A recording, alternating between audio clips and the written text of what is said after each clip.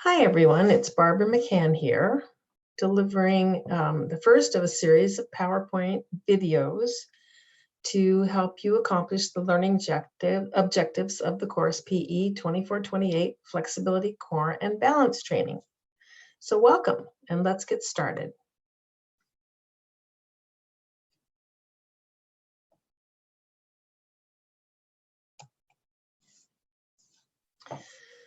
So what we're trying to accomplish in this class is to address some of the factors that generate quality of movement.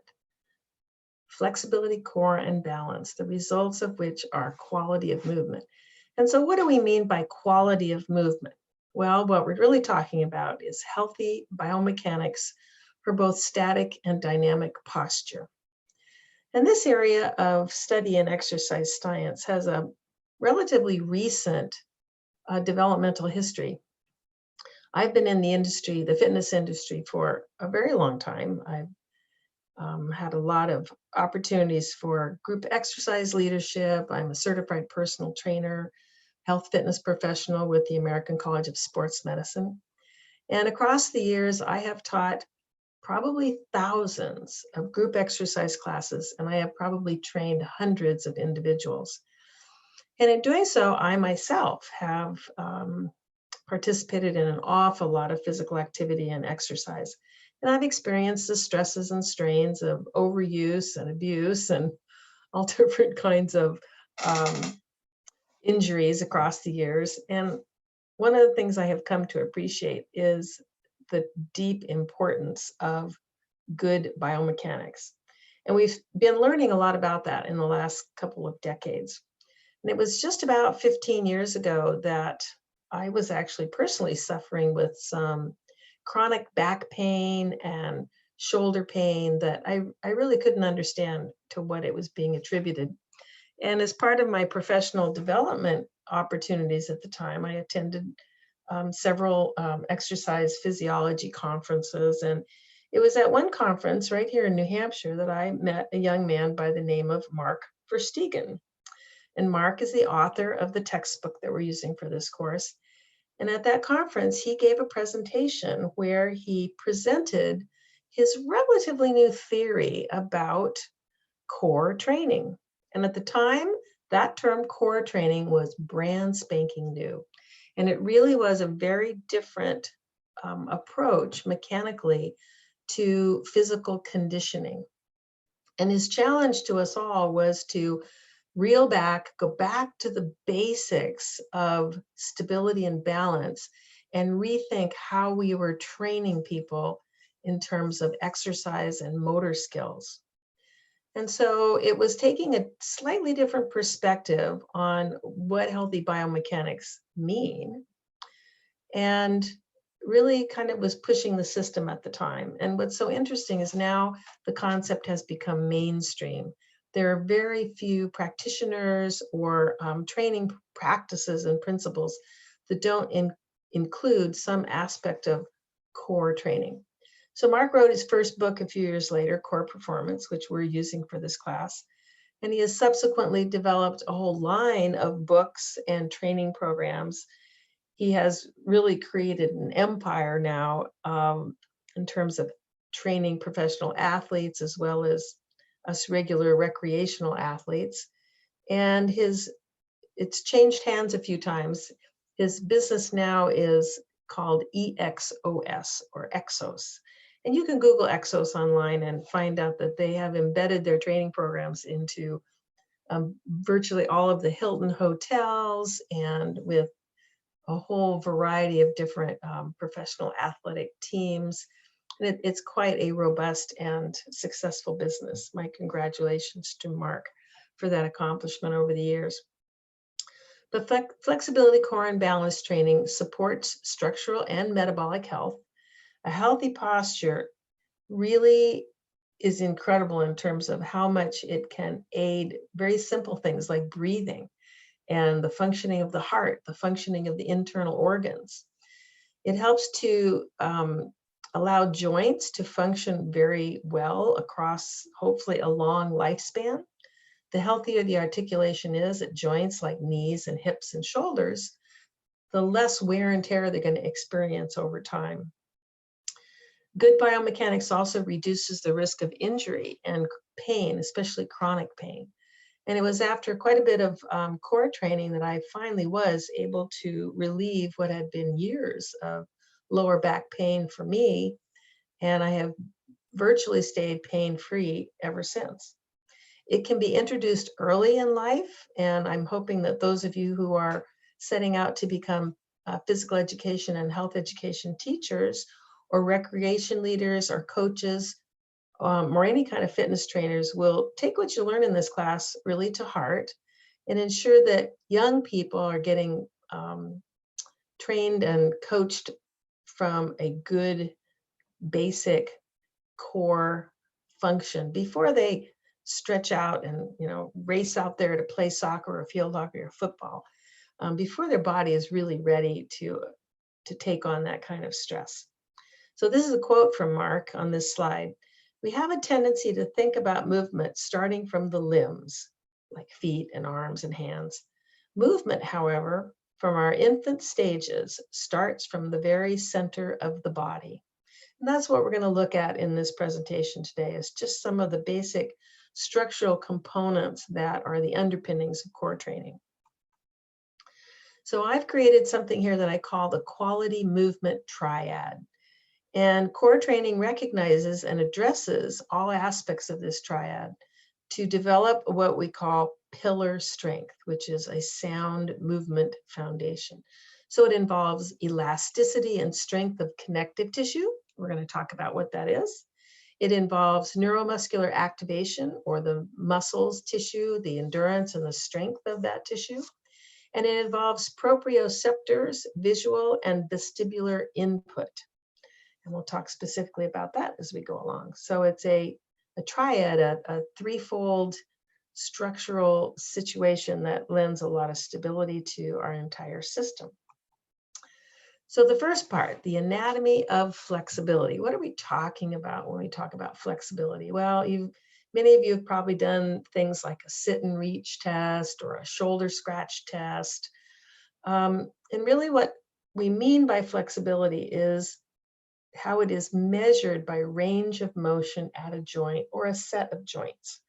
Very few of our actual functional movements involve just one joint, but in order to try to be accurate in our biomechanical analysis, we try to look at one joint at a time, even though most of our motions are compound motions.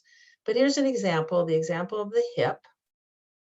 The articulating bones of the hip are the pelvis, at the acetabulum, which is the socket, and the head of the femur, if we take just that joint. That joint has a structure that allows it to flex, to extend, and to hyperextend. So the first picture on the left is flexion at the hip. The second picture is extension and actually hyperextension. If it goes beyond anatomical position, it would be considered hyperextension. The third picture is bringing the leg inward toward the midline. That would be abduction. Bringing the leg outward away from the midline would be abduction.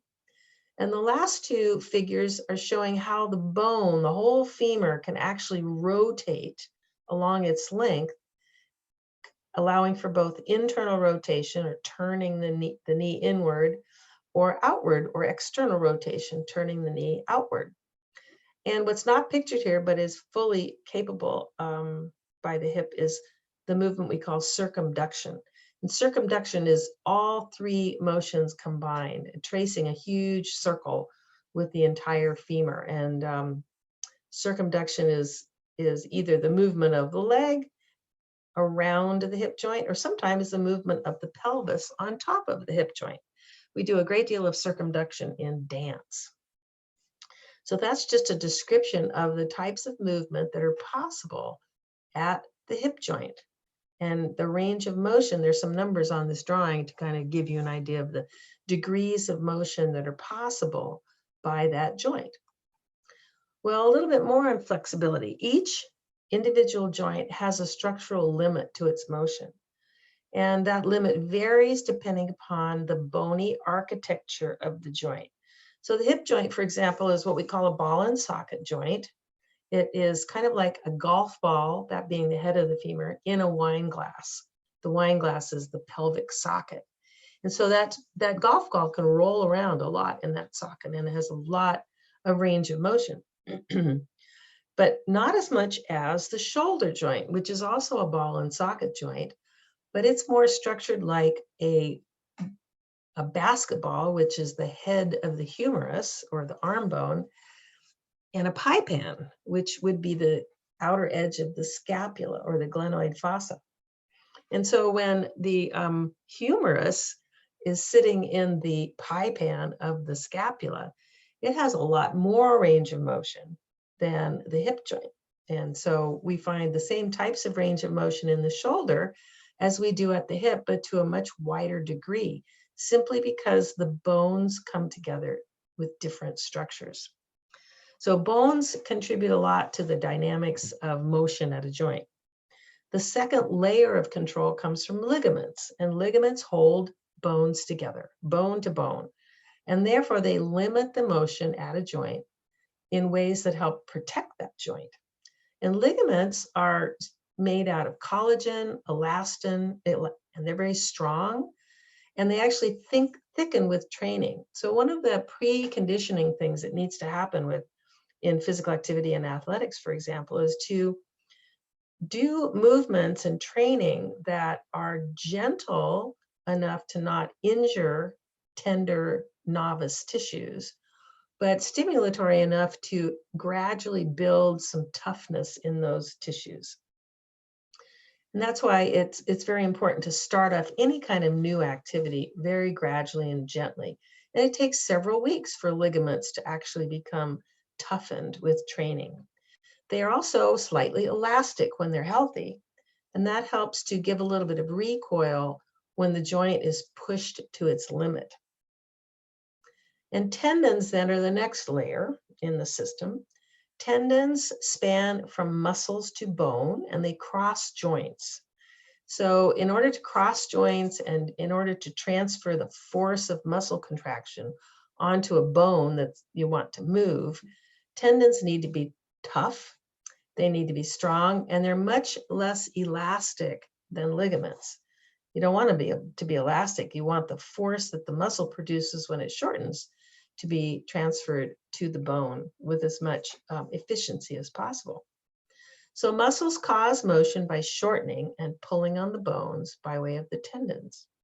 And tendons, like ligament, take some time to toughen up.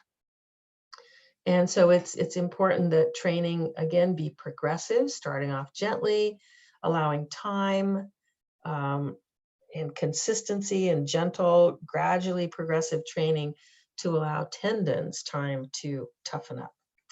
Now, muscles can only shorten. And when they only shorten to about half their resting length. So the motion at a joint that muscles can make happen or that muscles can affect is somewhat limited. And so we look at flexibility in two different ways. One is passive flexibility and one is active flexibility. And we have a video coming up on the next slide, and you'll be able to see the difference between those two. But active flexibility is the range of motion that can be instigated by muscle contraction. Passive range of motion is the range of motion that can be affected by literally pushing a limb into a position. So relaxed muscles then passively lengthen relative to the state of the connective tissue and the degree of activation. So fascia is a great part of connective tissue, and fascia is the connective tissue that is covering all the muscle filaments and fibers, and then the external muscle itself. And connective tissue is how muscles convey force on tendons and onto bones. So connective tissue is really, really important in developing structural integrity, as well as building the system's capacity for generating force. So our goal is for tissues, both connective tissue and muscle tissue, that are long and strong. So what about balance? Well, when we talk about balance, we think about the fact that most movements require complex feedback signals from 3 systems. And those systems are our sensory fibers in joints that gives us what we call proprioception. It's the visual input that comes from our eyes, and the vestibular sensory input that we get from our inner ears. So this is controlled and effective movement that depends on a network of these reflexes, unconscious and conscious motor activities, all working in concert. So we're getting input from all of our systems, our sensory, visual, vestibular system. Some of the sensory fibers are actually embedded in muscle. And this is like a barrage of information that our brain is processing all the time. And we call this proprioception and kinesthesia, the ability to know where our body is in space and how it's moving. So proprioception and kinesthesia are the perceptions or awareness of body positions and movements. And we have some organs of proprioception that I've pictured here, which are the muscle spindle fibers, which respond to stretch. And when a muscle is stretched, its reaction is to contract, interestingly enough. But it's one of the reflexes that helps us maintain our balance. We also have Golgi tendon organs, and these are organs that are actually right at the muscle and tendon junction. And what they do is to prevent overstretch of muscle. So if there's a very rapid stretch of a muscle and the Golgi tendon organ is activated, it will cause the muscle to relax so that it doesn't tear. There are also fibers, nerve fibers in the joint capsules, which is the connective tissue around the outside of a joint, which holds the synovial fluid in and around the bones. This also responds when it's stretched and gives information to the brain about the degree of flexion or extension, for example, at a joint. And then we also have pressure receptors in our skin, which also provide feedback in terms of how the skin is being moved or stretched or pressed on by various positional states. And when we practice movement skills of any kind, you know, everything from walking to swimming to bicycling and dancing, we develop kinesthesia. And the practice that we start from very early on in childhood helps us to become skilled in our movements, and it allows our motor cortex to learn and understand the feedback that our body sensory systems are giving us. And we see that in motor development in children. The vestibular system is particularly interesting to me. I just think it's a miracle of evolution. The vestibular system is the whole network of sensory tubes that are in the inner ear. And we're going to watch a little video about the vestibular system, and you can see how this provides sensory information about the position of our head. And of course, the position of our head is going to have a lot of feedback for the position of our body relative to our head. So I'm just going to go to this link. We're going to watch this video.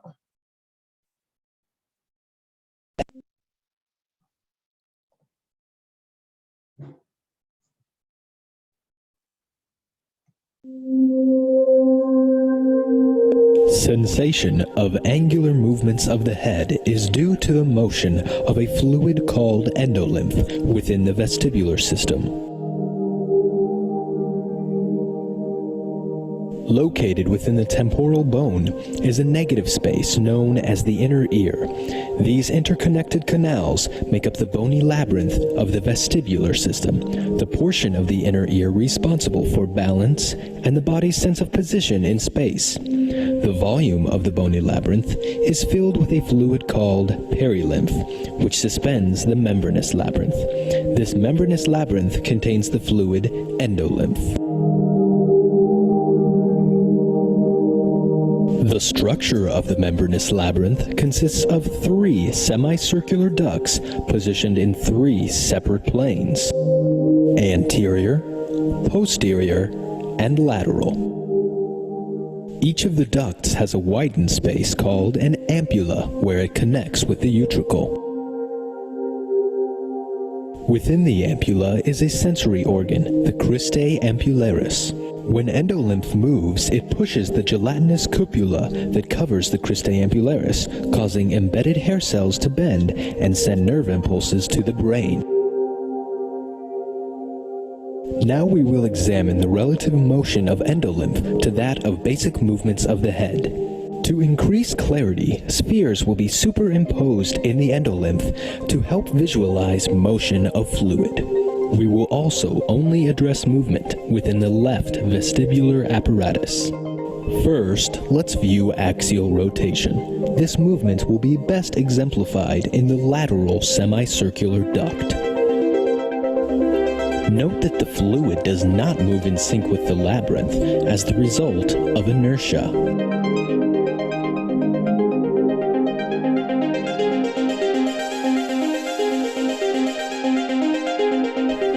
For flexion and extension of the head, the anterior duct is the most affected.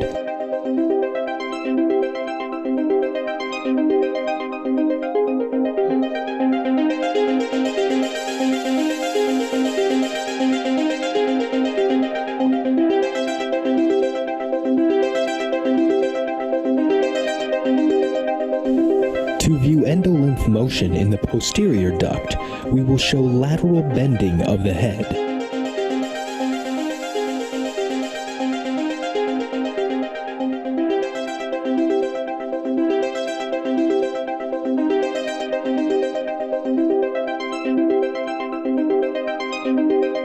As you can see, the flow of endolymph is an essential part of the body's sense of movement.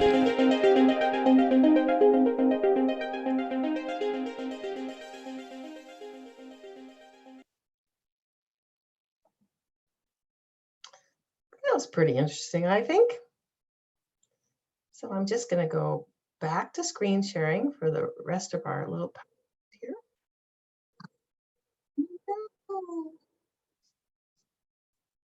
We need to exit now.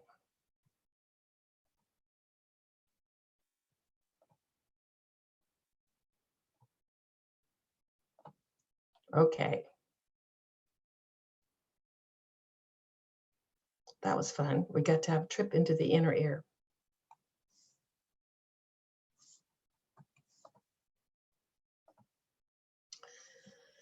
So the last of the three sensory organs that contribute to our balance is vision. And the role of vision in balance systems is not yet fully understood. But we do know that anytime we attempt to walk on an uneven surface with eyes closed, you can see a change in a person's gait. And it's very interesting. So research is looking into what the role of vision is in balance, especially in older adults, because as people age, and sometimes that aging process results in a vision impairment, or in the case of people who are suffering from vision impairment throughout life, it really does impact their ability to balance and to have healthy movement. So they're looking into various factors that cause this change in balance without vision and trying to find ways that that can be mitigated. And one of the studies that I've linked here, which is from the NIH, is a study that's looking at how people can be influenced by their perceptions of safety in an environment. And they actually have better balance when they feel safer in an environment, even without visual input. So it's an interesting area of research, not something that we're going to touch on in this class, other than occasionally challenging ourselves to maybe statically balance with our eyes closed, just to begin to really touch into that idea of conditioning our systems so that we might have balance even in the dark, for example. So basically, we're going to be looking at the concept of pillar strength, that movement starts from the core. We're going to be learning more about the anatomy of the core in the next presentation. That the torso is the pillar, the structural center. It consists of the trunk, the pelvic girdle, the hip and shoulder girdle, and the complex that the hip and the pelvic girdle form, and the complex that the shoulder girdle and the shoulder form. It provides anchorage, transfer of power, and protects the joints and organs. And we think about the idea of the 3 pillars, that this provides core strength, range of motion at joints, and balance in all 3 planes of motion. So that's pretty much it in a nutshell. The focus for the course is going to be looking at neuromuscular control through targeted movements. Those will be the exercises that you've been introduced to already in the first few videos we've been watching. There'll be more of those. We'll be considering proprioception during static and dynamic movements. We'll be hopefully experiencing a development of pillar strength for dynamic stability. And we won't be able in the short period of time that we have to develop this to a great extent, but I assure you that if you continue to practice some of these exercises that we're going to be examining, you will find a change in yourself over time. And I'm talking about 6 months to a year to 2 years. It takes a fair period of time of consistent practice for really dramatic effects to happen, but they will happen. So we'll be sampling and analyzing various exercise movements to develop and maintain pillar strength. And hopefully this will persist across one's life. And you'll probably be observing that core conditioning or core training shows up in a lot of different training methods. For example, Tai Chi and yoga and Pilates, even Bordinko, if you've taken the Bordinko conditioning class, they all include methods of core training. The Alexander technique is a system that's used, it's on the far upper right-hand corner. This young person is playing piano, and her Alexander technique trainer is helping her have just the right biomechanics for playing the piano to reduce the stress on the neck and the upper back. Feldenkrais is a technique that's often used by dancers. And we have core performance, and there are also many, many other systems that are now including the concepts that we're talking about in this class, and having aspects of core training in most of what they do. So that's it for today.